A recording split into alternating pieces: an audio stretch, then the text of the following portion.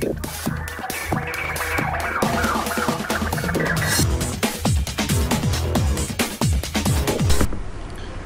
Viewers, বিনোদন জগতের সব খবর নিয়ে আপনাদের সঙ্গে এই মুহূর্তে রয়েছে আমি রিপোর্টার কুলসুম। ঢালিউড কুইন অপু বিশ্বাস একদমই স্লিম ফিগারে চলে এসেছেন। তাকে শাড়িতে অনন্য সুন্দর লাগছে। সুপারস্টার শাকিব খান অপু বিশ্বাসের ফিগার দেখে হা করে তাকিয়ে থাকলেন এবং বললেন, তোমাকে দেখতে একদমই রানীর মতো লাগছে। তুমি এখন খুব ভালো কাজ করতে পারবে, বেছে বেছে কাজ করতে হবে। শাকিব খানের বাড়িতে অপু বিশ্বাস সকালে রান্না করছিলেন। যেহেতু শুক্রবার, অনেক বেশি কিছু আয়োজন থাকবে আজ এ বাড়িতে। শাকিব খানের বাবা শুক্রবার দিন স্পেশাল কিছু খাবার পছন্দ করে ভালো খেতে শাকিব নিজেও। শুক্রবারের খাবারটা তাই থাকে স্পেশাল, হয় শাকিবের মা রান্না করবে, না হলে অপু।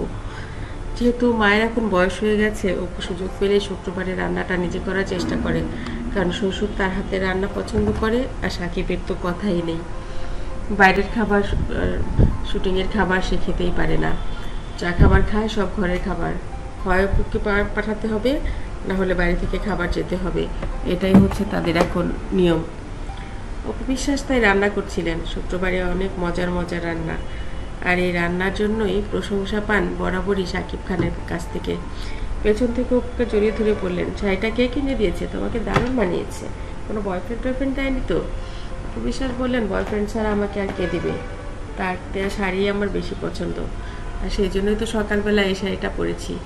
জর্জেট হলেও খুব সফট জর্জেট, অনেক মজা লাগছে পরে।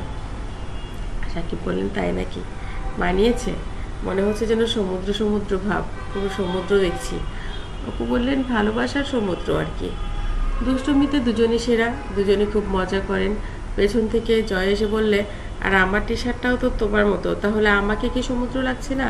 খালি মমকেই লাগছে, শুধু মমকেই তুমি প্রশংসা করো, আমাকে কেন করো না? শাকিব খান বললেন, আরে বেটা, ভালো মন্দ খেতে হলে বউয়ের প্রশংসা করতে হয়, কিছু শিখে রাখ।